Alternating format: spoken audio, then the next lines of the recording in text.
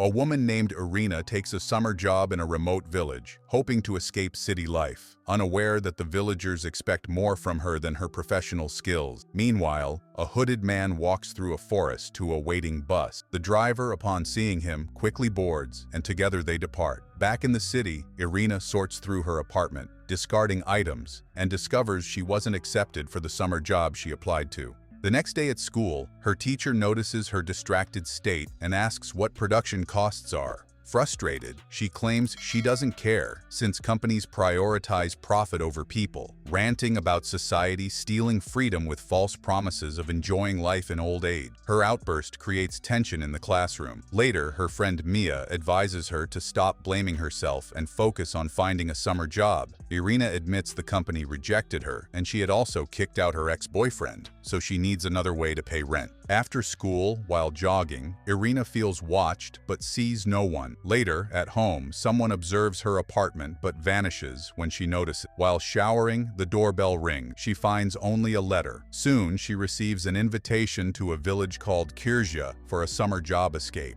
On the bus, she chats with Mia, who thinks the trip is silly. Irina insists it's a serious job, mentored while working at a textile manufacturer. The hooded man from earlier is also on the bus, watching her. She falls asleep and wakes upon arrival, where the driver compliments the man, Purdy, on his nice cat. Stepping outside, Purdy introduces himself. The village is 10 kilometers away, so they walk together. Irina admits she found no online information about Kyrsyä. Purdy assures her it's not some backwater. Villagers grow and hunt sustainably. He tells her if she wants peace, she must respect nature. Soon, they reach the village, greeted by Maya and her daughter Maria. Maya explains that Maria, once city-dwelling, returned after tiring of urban life. Another villager, Siri, invites Irina to eat, but she wants to unpack first. The grandmother complains that Irina should follow local customs, but Maria reassures her it'll only take a few minutes. Inside, Maria shows Irina their shared room, advising her to respect the elders, who know how to behave. Irina argues the world is always changing, but Maria insists the village is different. Later, Irina joins the villagers for a meal. Before eating, the grandmother leads a prayer, thanking freedom from men who defy their creator and the world's oppression. They also express gratitude for family and acceptance of life without wanting what they cannot have. Irina is struck by the focus on thankfulness rather than Jesus. Maria remarks that most people today cannot appreciate life without satisfying their ego. Maria gives Irina a village tour, pointing to Mauno's house, though he prefers solitude, and showing the goats providing wool for manufacturing.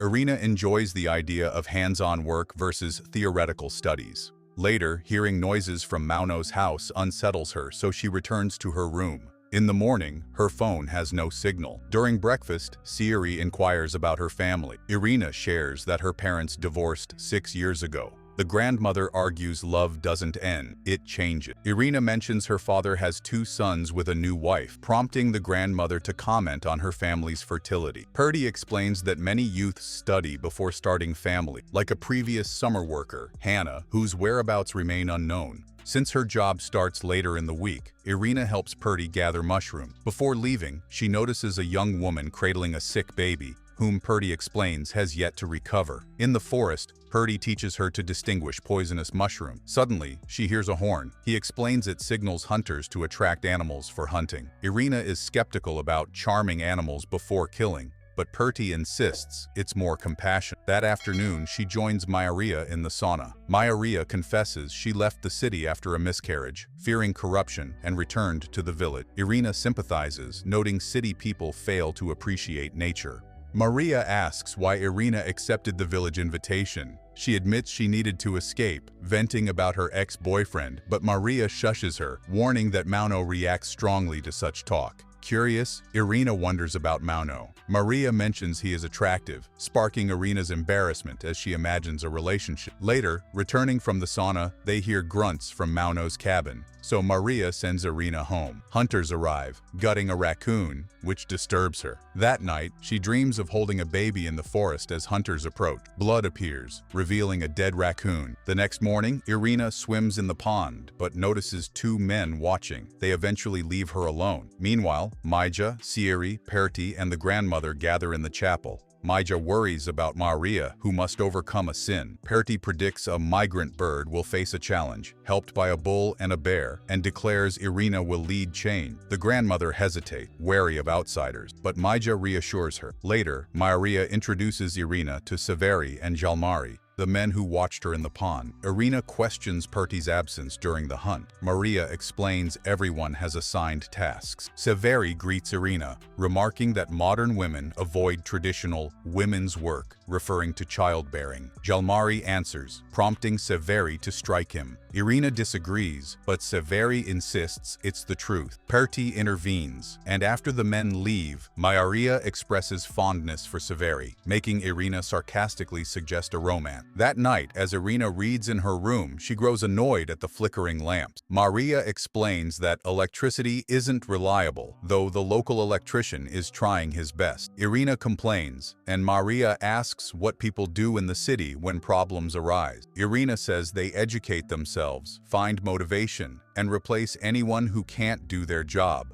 Maria argues that love for one's work ensures success, but Irina insists most people dislike what they do. She also criticizes society for expecting to provide for everyone, though she admits there are treatments and hospitals for those who truly cannot manage. That evening, Irina dreams of a pale-faced young woman with a missing eye. The woman introduces herself as Kyrsyä and asks for help with her mother in the barn. Suddenly, Kyrsyä reaches around Irina's throat, threatening her as her mother did to her. The next day, Irina sneaks into the barn but finds it empty. When Severi and Jalmari return, she asks where Kyrsyä's mother is. They laugh, revealing that Kyrsyä is dead, but her unsettled spirit lingers to teach her mother a lesson. Severi adds that Kyrsyä was drowned by her mother. Irina, undeterred, asks again, but Severi corners her. Siri intervenes, taking Irina to her summer job. The women begin spooling pom-poms, which Irina finds childish and absurd. Siri explains that the activity symbolizes binding threads, like nature binds people together. Pertti and the others chant about love from Kyrsyä connecting souls. Disturbed, Irina storms off. She doesn't notice noises from Mauno's barn until someone bursts out. Shocked, she faces Mauno, who tackles her while the others watch. Severi and Jalmari remove him, but Mauno grabs her again. As he attempts to strip her, Maria distracts him, allowing Irina to escape. Maya explains that Mauno's hard labor producing electricity keeps him busy and out of trouble. Irina calls the villagers sick and decides to leave, but Pertti notes the next bus isn't until tomorrow. She tries using her phone, but there's no signal. Maria offers tea, which Irina reluctantly accepts, asking to be left alone. She sarcastically comments that locking up sad or mentally disabled people isn't much different. On their way back, they see Severi and Jalmari wrestling. Irina wonders if they are lovers, but Maria insists they are family. Suddenly, Irina feels dizzy.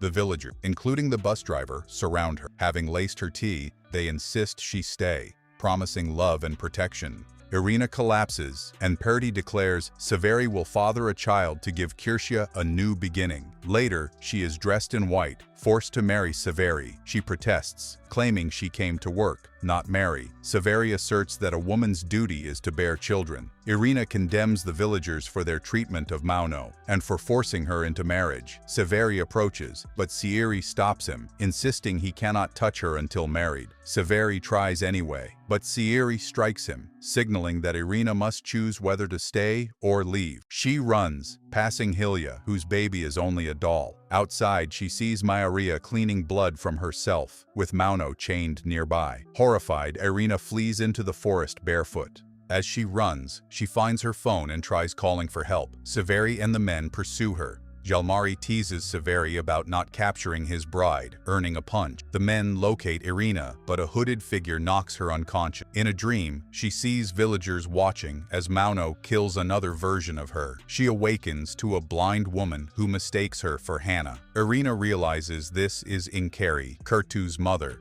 whose eyes were removed and stored in jars. Irina asks if she killed Kyrsyä, Kyrsyä explains that Kyrsyä was born with abnormalities, accepted until she began belittling the villagers. Kyrsyä tried to improve the village, but ignored the people. Kyrsyä did what she felt necessary, though the villagers judged Kyrsyä's life waste. Suddenly, Jalmari and Severi approach, so Irina pretends to be Hannah, claiming the villagers accuse her of hiding Severi's bride. Kyrsyä promises she won't harm her and insists the villagers still love her. Irina asks about Severi's bride. Kyrsyä speculates the woman will be silenced to prevent reporting the village. Irina suggests sending the bride to the road instead, and Kyrsyä agrees to help. Suddenly, her phone rings. Mia is calling. Pretending to be Hannah, Irina explains what happened in Kyrsyä. Kyrsyä realizes her true identity and approaches. Confused, Mia grows suspicious, and Kyrsyä, in a decisive act, cuts out Irina's tongue.